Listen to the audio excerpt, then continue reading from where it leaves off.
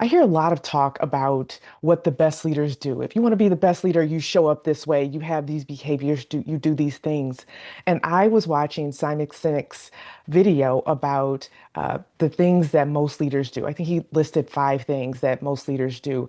And I realized that there's some leadership shifts you have to make today if you want to avoid burnout. I'm Sophia, and I help driven women climb in corporate without the cost of burnout. And I know because that was me.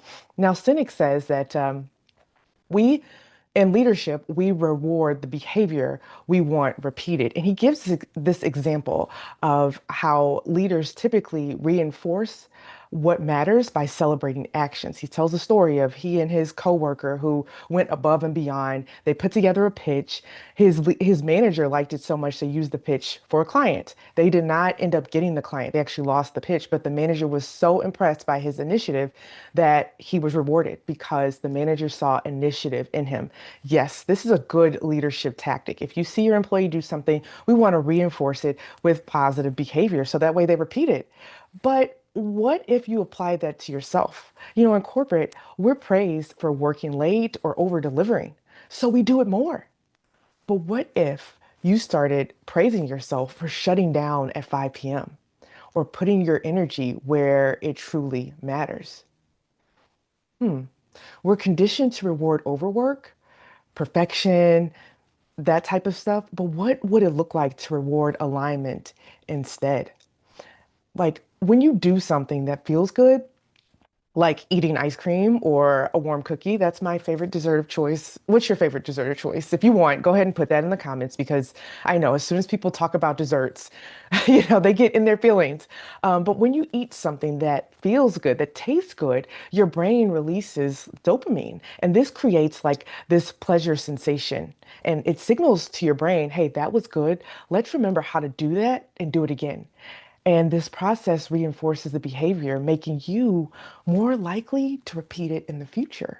And if we're conditioned to overwork and we're rewarded for overwork through these awesome bonuses, through being able to book not only a trip, but being able to talk about it and brag about it to our friends, that creates this burnout cycle because we notice that, hey, if I start sacrificing things for myself and overworking, putting in way too much time, effort, and energy for this project, then I get rewarded. So I'm going to do that again. I'll figure it out later.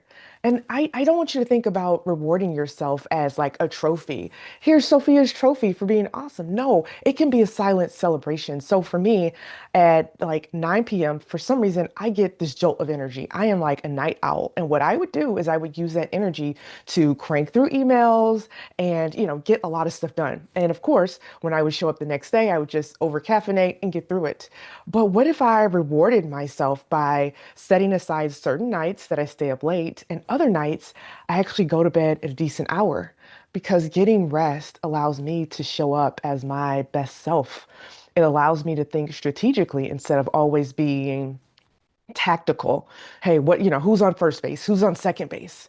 If I give myself space to do that, that's a win for me, right? So when I do go to bed early, I also need to wake up reminding myself, hey, Sophia, you actually feel refreshed. This was a good thing. Let's do it again. Like I need to have those conversations with myself instead of, oh, today's Monday. It's my go to bed early day. Let me just get this done. I know Asia's going to send a bunch of emails because, when you log off, the world keeps going, right? Asia's going to send emails.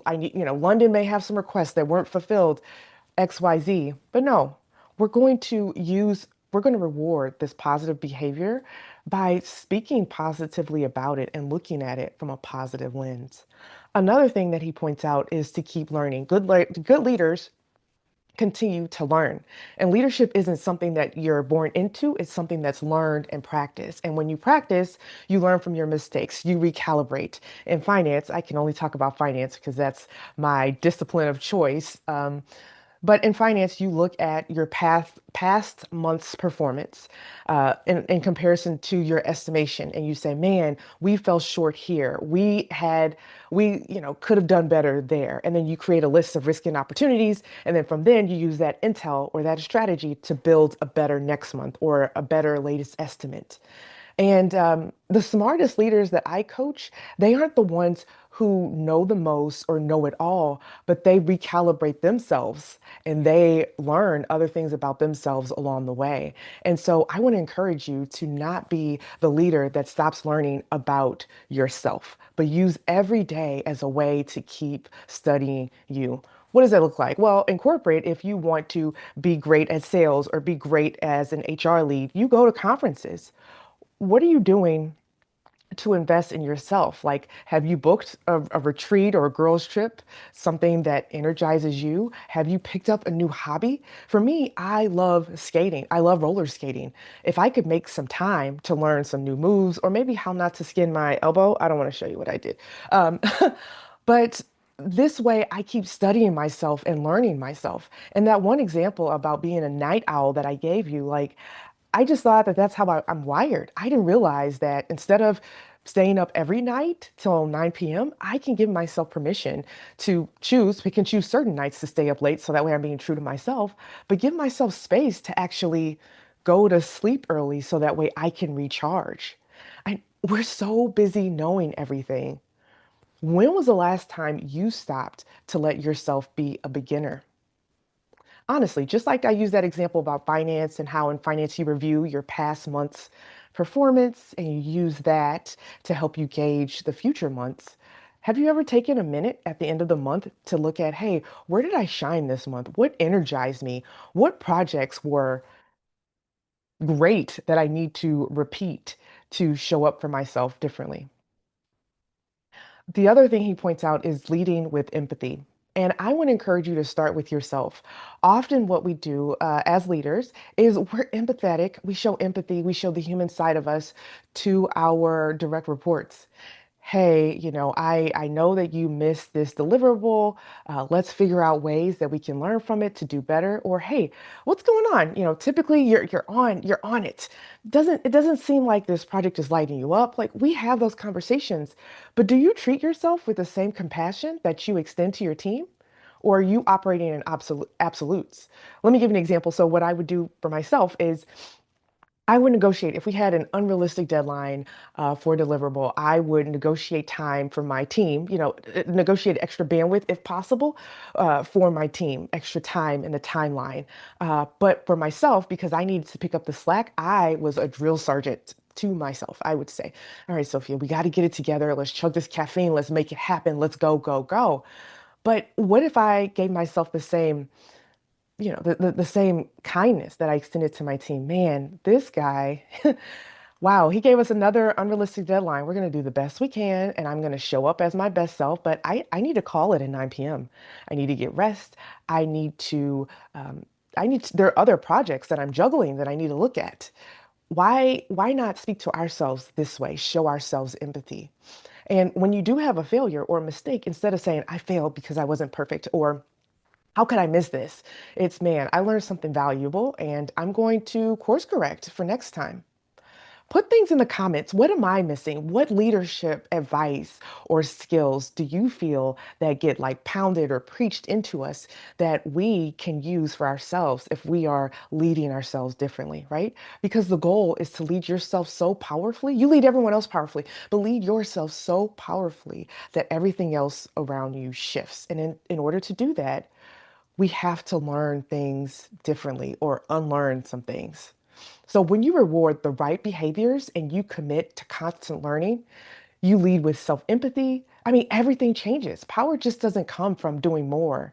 It comes from leading differently. Now, are you feeling seen and empowered? I want you to subscribe. And I want us to lean into this powered up or being an empowered leader, a liberated leader together. I host workshops for ERGs, employee resource groups, to help arm those teams with real tools, boundaries, and mindsets for self-led power. And if you're ready to lead differently and you want to bring this message to your team, go ahead and send me a note below or add a comment so that way I can come and bring this message there, right? You want more of this, so go ahead and subscribe, and I'll see you on the next one. I would encourage you to actually read, not read, to listen to sacred self. It's vows that we write to ourselves. Often we think about vows that we make to other people, but what are the little promises or the non negotiables we promise to keep to ourselves along the way? Did you subscribe? Subscribe!